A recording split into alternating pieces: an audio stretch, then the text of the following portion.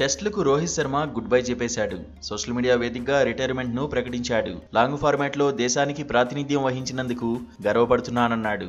మద్దతుగా నిలిచిన వారికి థ్యాంక్స్ చెప్పాడు. అయితే వన్డేల్లో మాత్రం కొనసాగుతానన్నాడు. హిట్ మ్యాన్ నిర్ణయంతో అభిమానులు ఒక్కసారిగా షాక్ అవుతున్నారు. నిన్నటి వరకు ఇంగ్లాండ్ తో సిరీస్ లో రోహిత్ ఆడడం పక్కా అని ప్రచారం జరిగింది.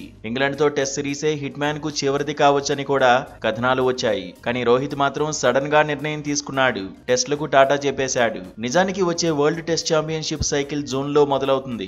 2 ఏళ్ల పాటు సాగే ఈ సైకిల్ కు అందుబాటులో ఉండడం కష్టమని భావించే రోహిత్ రిటైర్మెంట్ నిర్ణయం ప్రకటించి ఉంటాడని ఎక్స్పర్ట్స్ చెబుతున్నారు. కొంతకాలంగా టెస్టుల్లో హిట్ మ్యాన్ ప్రదర్శన గొప్పగా ఏమీ లేదు. న్యూజిలాండ్ తో టెస్ట్ సిరీస్ లో టీమిండియా క్లీన్ స్వీప్ అయింది.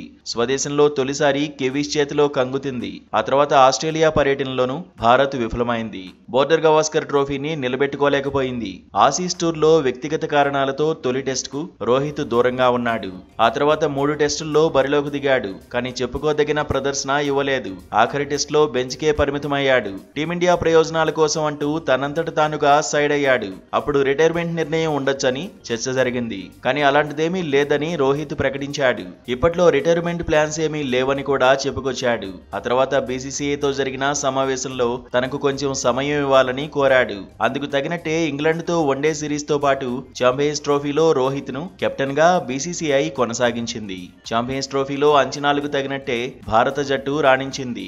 రోహిత్ కెప్టెన్సీలో ఛాంపియన్ గా నిలిచింది. ఛాంపియన్స్ ట్రోఫీ విజయంతో వన్డేలు టెస్ట్లకు రోహిత్ గుడ్ బై చెప్పొచ్చని అంతా అనుకున్నారు. హిట్ మ్యాన్ మాత్రం ఇంకా ఆట మిగిలే ఉందన్నాడు. ఇప్పుడు లాంగ్ ఫార్మాట్ కు వీడ్కోలు చెప్పాడు. ప్రస్తుతం రోహిత్ వయసు 38 సంవత్సరాలు. 2013లో టెస్టుల్లోకి అరంగేట్రం చేశాడు. తొలుత మిడిల్ ఆర్డర్ లో బ్యాటింగ్ చేసేవాడు.